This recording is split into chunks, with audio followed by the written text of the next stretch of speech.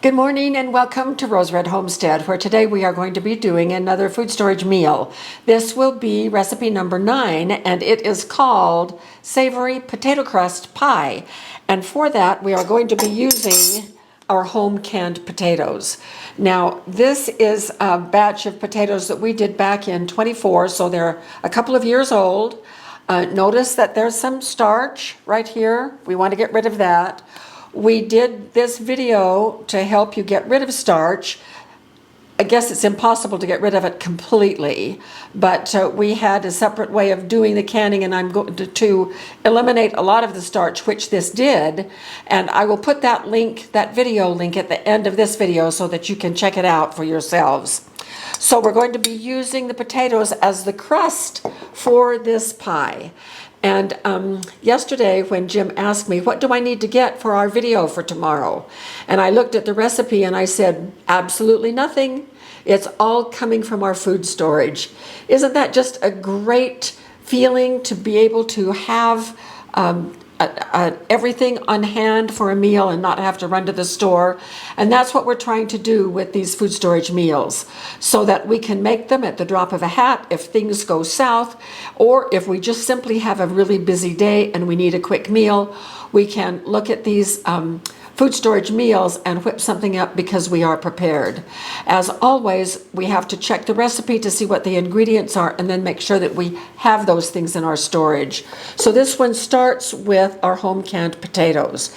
We have other things that came from out there that I will introduce you to as we go, but I want to show you how I handle these potatoes.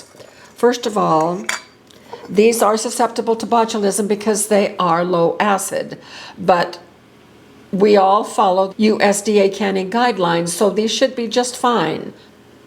I'm smelling for other things. You can't smell botulism, but I'm smelling to see if there's anything else. Now, what I want to do with these potatoes is I want to drain them and rinse them, get a lot of that starch off. Then we're going to come back to this bowl, and we are going to be using the ricer set on a large setting. So I'm going to just go over to the sink, pour these in a colander, rinse them, and then I'll be back in just a moment. So here they are, and I have them dripping on a dish towel right here. And now the next thing I'm going to do is I am going to put these in my potato ricer. Now also know that I always wash my hands before we begin a video, and our countertop is also cleaned with Ceramine. So now I'm just going to use the ricer and force these potatoes through the ricer.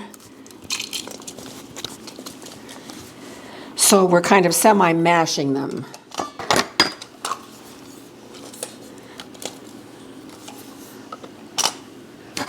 Now you can see that these are kind of semi-smashed, which is what we want. Now into this mixture, I'm going to be adding 1/4 cup of melted ghee.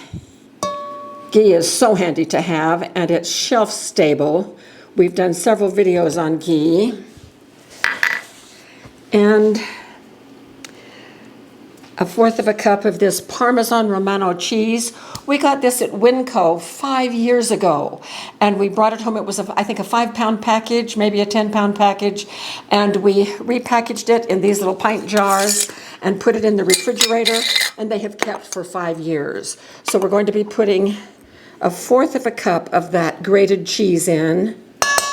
Ooh, yum, yum. And then a 1/2 teaspoon of salt,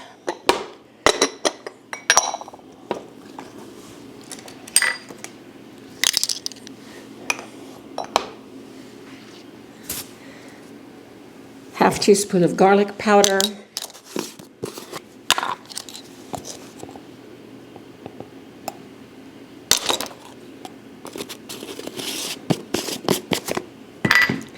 and a 1/4 teaspoon of pepper. Nope, it's a 1/2 teaspoon of pepper. That's good because we like pepper. More. That's enough.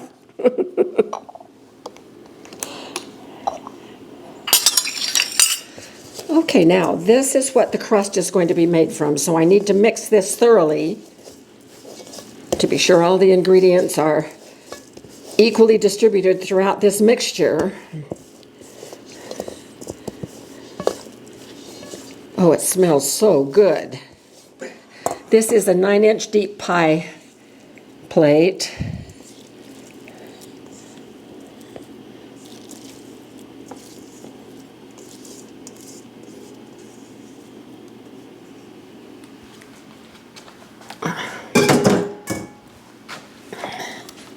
And we're now just going to mash it up against the sides and the bottom.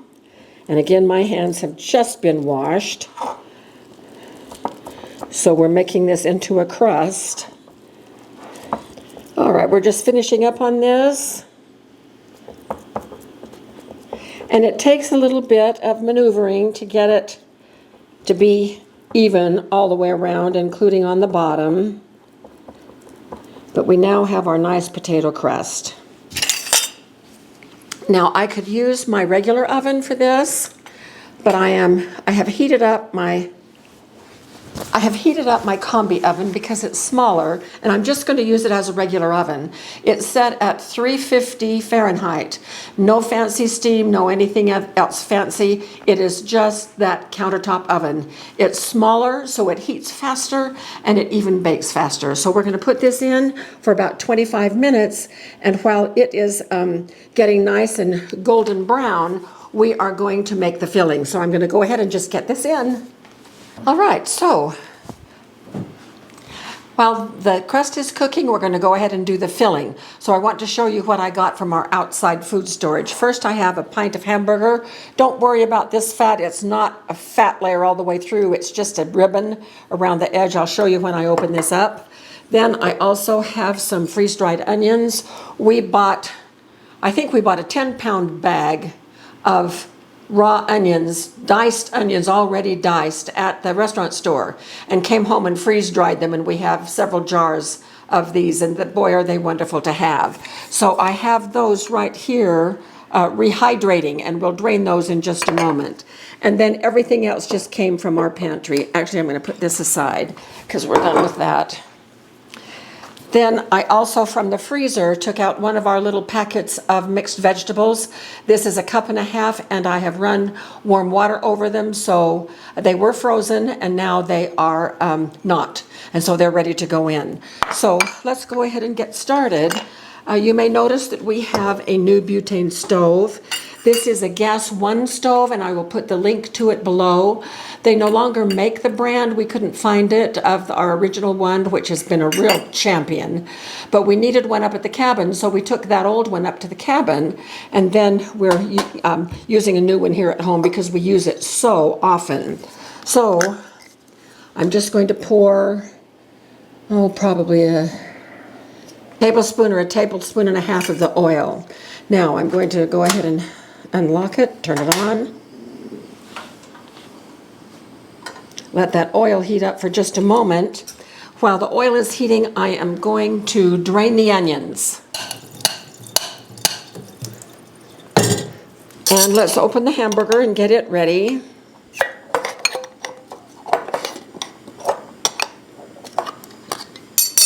So you can see that the hamburger does come all the way to the top, and that little fat is just a ribbon around it. Now, this will also have some liquid in it, which I am going to drain. In go the onions.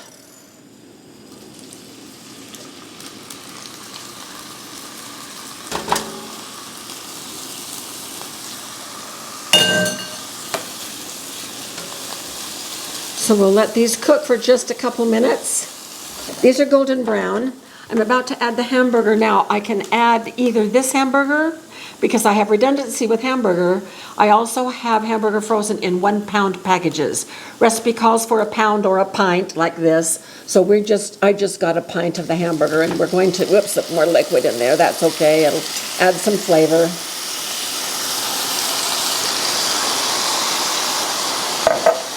This is a great recipe to use the canned hamburger for.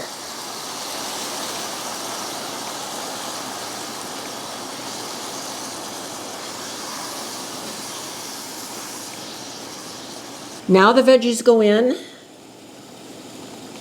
Lots of color and flavor and nutrition here. And then I'm going to add the spices. And it is 2 cloves of garlic, which I'm going to be using my refrigerated diced. And I use about a half a teaspoon per, so that will be per clove. So I'm going to put those in right now. I need to get you some more of that. Yes, we're about out of this. And then it is 1 teaspoon of rosemary. And because this is rosemary leaves, I'm going to put them in my hand and I'm going to crush them for just a little bit. I want to be able to smell them and I want to break them up a little bit. Oh yeah, oh yeah.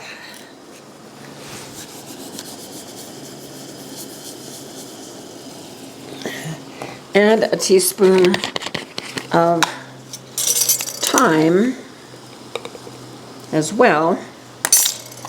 So this is kind of an Italian flavor. And you know, you could doctor the seasonings and make it Mexican or more Italian, or this is actually is Italian. Okay, then we're going to stir this all together and let it be simmering.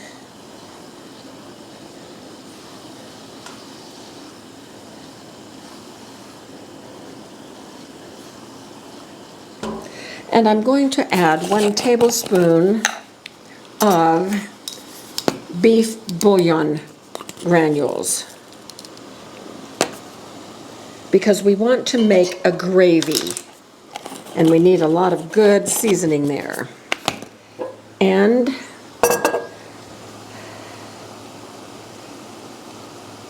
one tablespoon of Worcestershire sauce.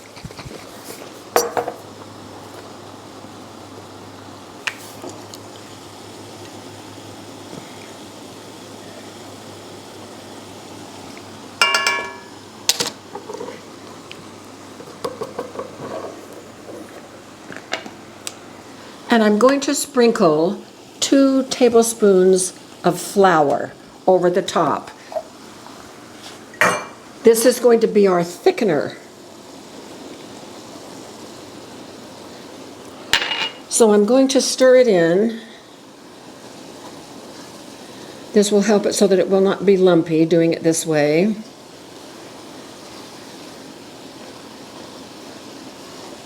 And there was some liquid in there already.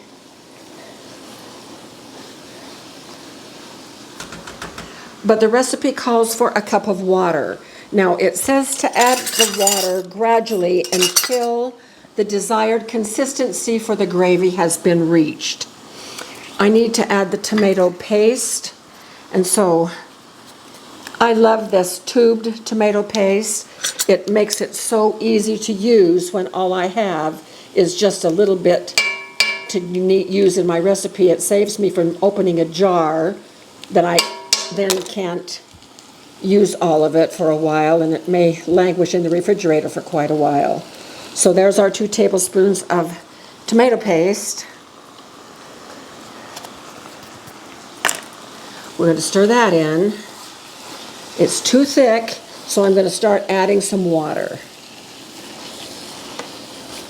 And we just want this to have a nice gravy to it. Oh, it's just smells heavenly. Just a bit more. And you probably will not. It is pretty certain that you will not be using all of that water, but just have it ready in case. Okay.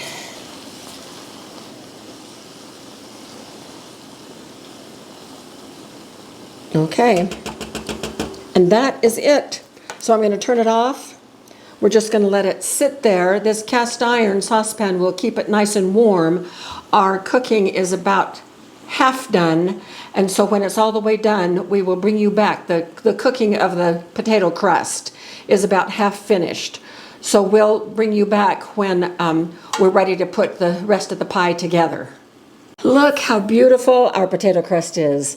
It's nice, and now it is not like as rigid as a regular pie crust. It's potatoes, but the outside has a firm skin on it now. It's golden brown, it's crispy, and so it's just wonderful. And you know, this hamburger mixture is awesome. And you could do a lot of different things with this hamburger mix. But putting it in a little bit of a fancy potato crust pie just elevates it a little bit, both the taste and the presentation. And when we are having to live off of our food storage, if and when that time should come, food is going to be a very important part of our day. And it will be lovely to have some sort of specialized things like this that are beautiful and very tasty with a sort of an elegant presentation. And so that's what I really like about this recipe. You say that so nicely. Thank you very much. I couldn't say it like that. Okay. And now, to finish it off, we are going to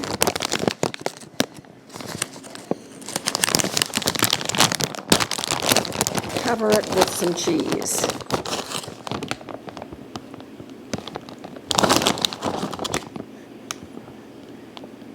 And we keep these bags of cheese in our refrigerator, and we have backups in our freezer. So everything in this little pie was from food storage. And we love to cook like that. So this is going to go back in for 20 minutes. And then we'll bring it back and we'll dish it up for our lunch. We're having our big meal at noon today, and then we'll have a light supper. So we will be having this for lunch in just a few minutes, and we'll see you then. So here it is. It is beautifully done. And that was only 12 minutes in the oven and not 20. So my smaller oven does cook it a little bit faster. So let's now taste this. We tried this out about a month ago. Both Jim and I really, really liked it. And it's a meal in itself, but you can also serve it with cottage cheese and fruit. It doesn't really stick together like a regular pie crust pie does, because the crust is potatoes, and obviously they're more flimsy than a pie crust, but it does pretty well. Honey, do you want that much or more? That'll be fine to start with. Okay. Notice he said to start with. That would be Jim. I didn't say that. We have hundreds of witnesses that you did. Okay. So this will easily do 2 meals for us.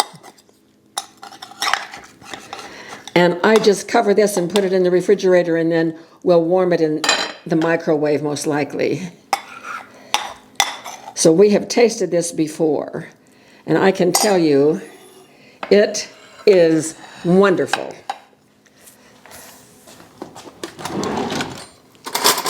Looks like we can put salsa on it. Honey, you put salsa on everything, so yes, of course. You Cheese, yes, but not salsa.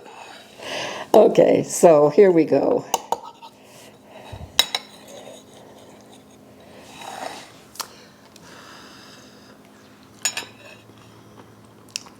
Oh my goodness. Jim, this is even better than our trial run. Oh, wow. Because the potato crust is a little bit more crispy, so it makes it so nice. Fantastic. So we're going to skip out and go out on the porch and have our lunch. And we'll hope that you will try this meal. Some time ago, we did a video on using our home canned potatoes, and I gave a little preview of 4 recipes. I will link that video to the back of this one as well, so that you can have that one to look and you can check out other recipes. This one we took a little bit more time with to give you the full recipe. The recipe will be in our downloads as usual. The link will be below, and it should say, the document will say Food Storage Meal 9. And all 9 recipes will be in that document. So you can pick and choose whichever ones you want to print out. You can add them to your own binder or slip them in with the binder on any of our cookbooks that you have that you think it might be a fit for those as well. So however you want to do it, be our guest. And we're so grateful to have you along today. We're grateful for our community. We think we're doing great things together. So thank you, and we will see you soon for more videos.